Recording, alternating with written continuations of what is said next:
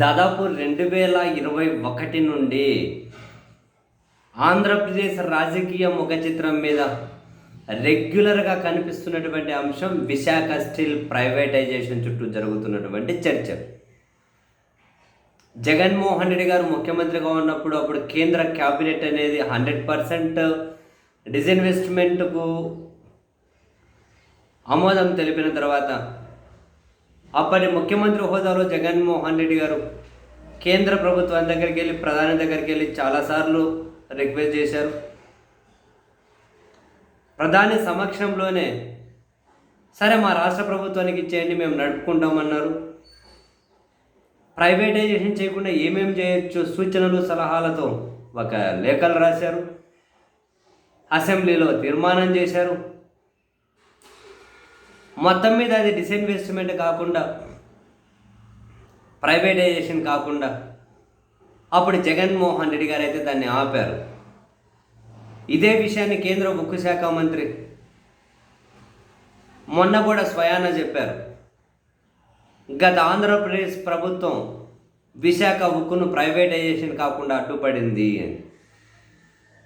Scene cut చేస్తే నేను ఒక్కడిని గెలిచి ఉంటే విశాఖ ప్రైవేటైజేషన్ స్టీల్ ఆపేసేవాడిని, నన్ను ఒక్కడిని గెలిపించి ఉన్నా కూడా మేమేంటో చూపెట్టిందాము అని ఊగిన వ్యక్తులు ఇప్పుడు కీలక స్థానాల్లో ఉన్నారు.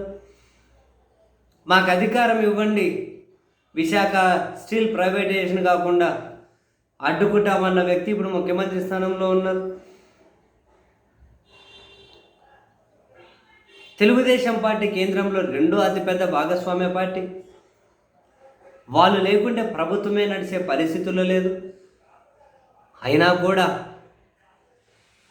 ఒకే రోజు ముఖ్యమంత్రి విశాఖలో ఉన్న, ఉప ముఖ్యమంత్రి విశాఖలో ఉన్న లోకేష్ గారు ఆయన విశాఖలో ఉన్న ఒక్కరంటే ఒక్కరు కూడా విశాఖ స్టీల్ ప్రైవేటైజేషన్ కాదు అని చెప్పి ధైర్యంగా ఒక మాట కూడా మాట్లాడలేకపోయారు. పైగా మళ్ళీ ఈ విషయం మీద జగన్మోహన్ రెడ్డి గారిని నిందించడం కోసం ఒకటే అనిపిస్తుంది, అసలు వీళ్ళకి నోర్లు ఎలా వస్తాయి? రాజకీయాలు చేయించాము, మరి ఇంత దిగజారి ఎలా సాధ్యమవుతుంది?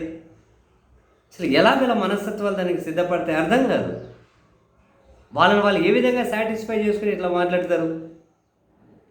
విశాఖ స్టీల్ ప్రైవేటైజేషన్ని ఆపలేకపోతే అది వాళ్ళ చేతగానితనం. 32 విభాగాలు ప్రైవేటైజేషన్ కోసం టెండర్ నోటిఫికేషన్ ఇష్యూ చేశారు అంటే అది ఇలా చేతగానితనం, ముమ్మాటికి చేతగానితనమే. అది కేంద్ర ప్రభుత్వ నిర్ణయమే కావచ్చు, కానీ కేంద్ర ప్రభుత్వంలో వీళ్ళు భాగస్వాములు కదా. కేంద్ర ప్రభుత్వంలో భాగస్వామి కాకపోయినా కూడా జగన్మోహన్ రెడ్డి గారు ఆ నిర్ణయాన్ని ఆపారు కదా.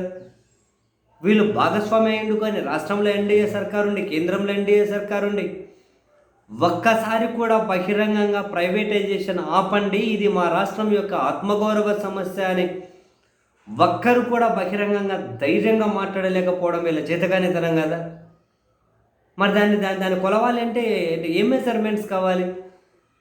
కానీ ఇక్కడ రాష్ట్ర జనాలను మాత్రం జగన్ను తిట్టి, జగన్ను నిందించి జనాలను మోసం చేయడం కరెక్టా? ఒక పాలకులుగా ఒక్కసారైనా కానీ పారదర్శకత, అకౌంటబిలిటీ అవసరం లేదా? అవునాయా, జగన్ అధికారంలో లేరు, మీ స్టాండ్ ఏంది? నేను ఆయన స్పందించారు ఉప ముఖ్యమంత్రి. ఆకిస్ పాక్, పాకిజాక్, ఆకుపాక్, కరేపాక్ ఏం మాట్లాడతారో ఆయనకే అర్థం కాదు. ఏదో జగన్కి ధైర్యం ఎక్కడుంది? జగన్ గుండె ఆడుంది ఏందో అంటుండు. నీ గుండె ఏందో చూపెట్టాయా స్వామి. జగన్ గుండె గురించి ఎందుకు కానీ, జనాలు ఆయన రాజకీయంలోకి వచ్చినప్పటి నుంచి చూస్తున్నారు, ఉందో లేదో జనానికి ఒక క్లారిటీ ఉంది. నీ గుండె గురించి మాట్లాడు, ఎందుకంటే అధికారంలో ఉన్నారు కదా.